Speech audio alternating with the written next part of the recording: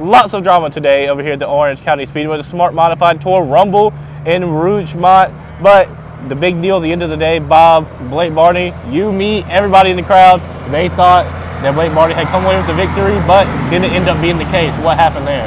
Well, it was in post-race tech. An unfortunate circumstance because honestly, the team did not mean to have what happened here at Orange County Speedway. Basically, here's the deal.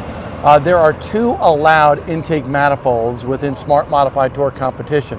The one that was on the 27 car for Justin Gumley's team with Blake Barney as the driver was not approved, and therefore the Smart Modified Tour officials took the win away from him because that was not an approved part and he won with it.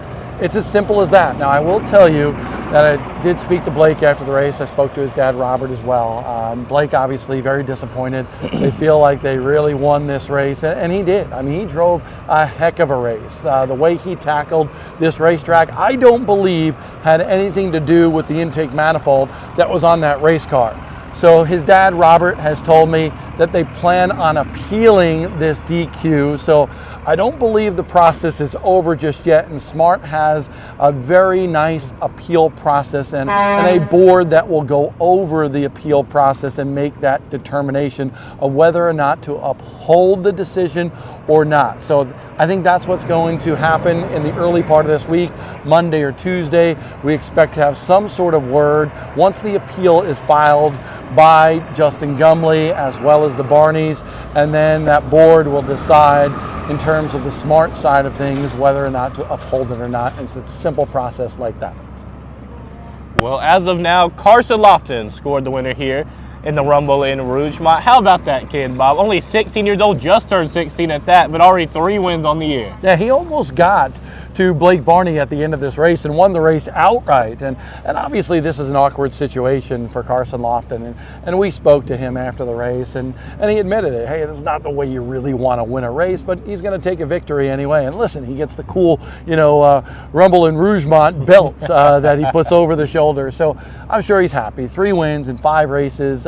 He was a little bummed, I think, with the last 2 races. So now he feels like he's back on track. In fact, when I spoke to him when he finished second after this race, you could tell he was a little disappointed. And this is a totally different Carson Lofton than we saw last year. He was just striving for that first victory. And now, he wins more than half of the first 5 races of the season. It just goes to show you how mature he is behind the wheel, even if this one came after a post-race DQ of the person that took the checkered flag first. It's still a win unless the board and the appeals process changes their mind. Next week, Hickory 100 at Hickory Motor Speedway. Should be an exciting one. Bob, how excited are you for that one? A lot of people, I think, are excited. Oh, They're tuning their horns, getting ready to go for the Hickory 100. Listen, Hickory is a famous racetrack. Listen, I will tell you that the place has definitely, seen some wearing on itself over the past couple of years. It's not the prettiest racetrack in the world, but at the same time, you can feel the ambiance. You can feel the character and the history and so forth. And here's my boy, Stat Boy right here.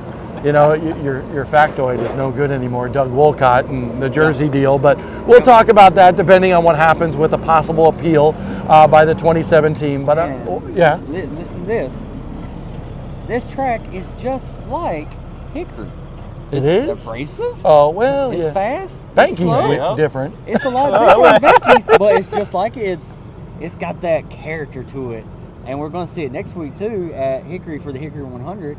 And we're going to have Dink Whitehouse in the car there. So that's going to be a great show. Have Dink back at the track. I think he's like 94 or something? Oh, my gosh. And to have Dink at the racetrack is going to be amazing. Have the famous B29 race car is going to be great. So for all the fans that want to come out to Hickory for the Hickory 100. There you go. And I'm looking forward to it. I mean, like he was saying, Hickory does have character.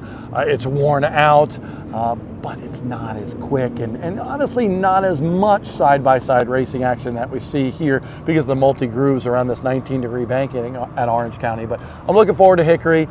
Listen, I will say this. Jimmy blew it, okay? What was he, second last week, third this week? Maybe a victory next week for old Showtime. Yeah, I think so. But there you have it. Don't forget, Hickory 100 next Saturday, Flow Racing. You won't want to miss it.